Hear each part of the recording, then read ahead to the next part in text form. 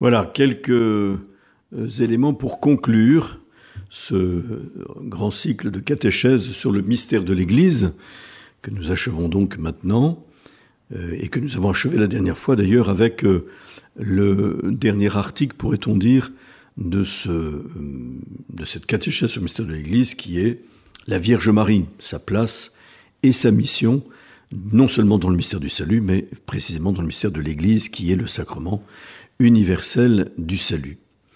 Nous avons terminé en effet avec cette déclaration qui est la dernière en date concernant la Vierge Marie du pape Saint Paul VI en 1964, le 21 novembre, la fête de la présentation de Notre-Dame. C'était pour promulguer, ou après la promulgation de cette grande constitution, précisément Lumen Gentium, qu'avec le catéchisme de l'Église catholique, nous avons suivi pour toutes ces catéchèses sur le mystère de l'Église. Marie, déclarée par Saint Paul VI, et c'est tout un programme, comme nous le disions, Marie, mère de l'Église, mère de l'ensemble du peuple de Dieu, des pasteurs et des fidèles. Manière aussi d'ailleurs de souligner, comme je l'ai déjà dit, que l'Église est vraiment un corps vivant. Elle est comme une personne, pourrait-on dire, dont la tête est le Christ et dont nous sommes les membres incorporés au Christ par la grâce vivifiante du baptême. Donc Marie n'est pas la mère d'une administration, d'une organisation, mais elle est la mère d'un corps et d'une tête qu'est l'Église, c'est-à-dire le Christ total. Je voudrais juste conclure pour préciser qu'au fond, le mystère de l'Église repose sur deux primats.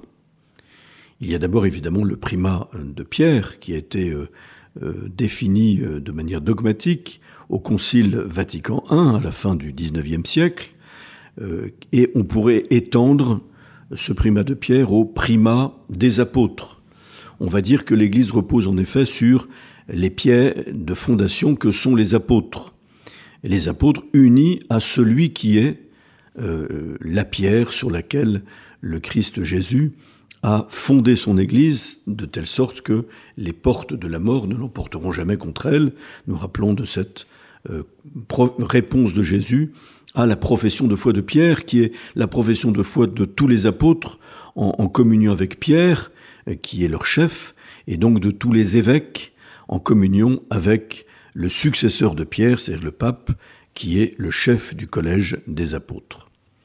Le primat apostolique qui passe, le primat de Pierre, le primat apostolique, qui signifie que l'organisation de l'Église, l'administration des sacrements, la prédication de la parole de Dieu, le gouvernement de l'Église et l'organisation donc de la mission. On se rappelle que l'Église existe pour évangéliser, pour annoncer l'Évangile, non pas seulement pour fonctionner.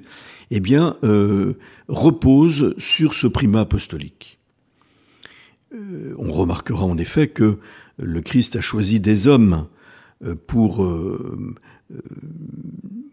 instituer les apôtres et pour en faire les chefs de l'Église en sa personne et en son nom, qui correspond sans doute aussi à la spécificité masculine, qui est l'organisation, qui est le projet, la projection, etc.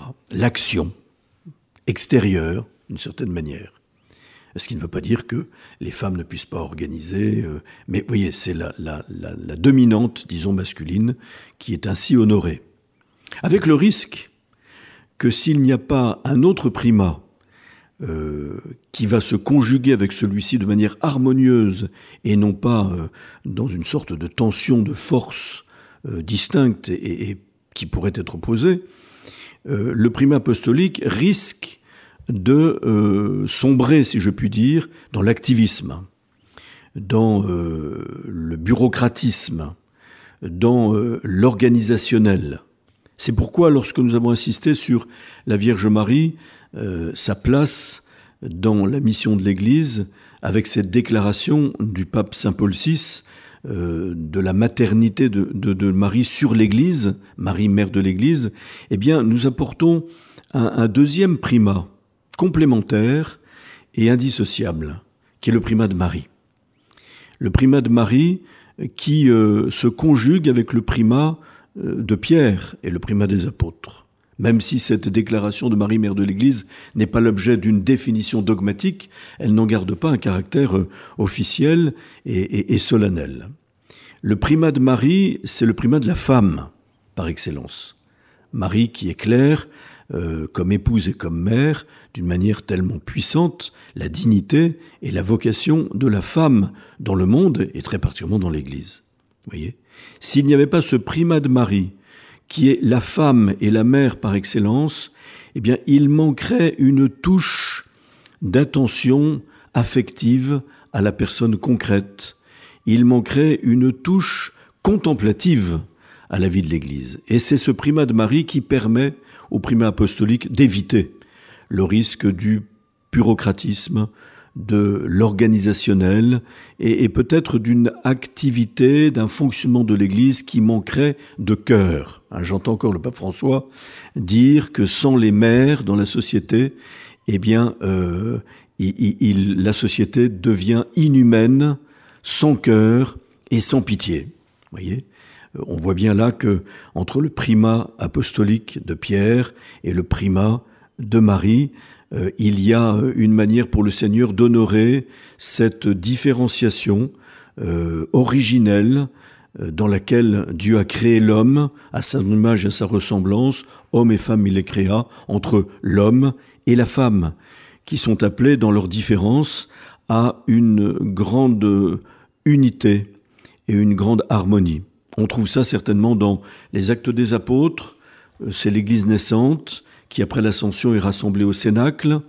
Il y a les apôtres, dont on sait le nom précis que donne saint Luc dans son récit au chapitre 2 des Actes des Apôtres, qui montre l'importance des apôtres sur lesquels le Christ a fondé son Église. Et il y a, continue saint Luc, des disciples de la première heure, des hommes qu'il appelle les frères de Jésus, c'est-à-dire les disciples de Jésus, et quelques femmes, dont Marie, mère de Jésus, qui était au milieu des apôtres. Vous voyez, ils étaient à peu près 120. Il y avait les apôtres et les disciples de la première heure, hommes et femmes.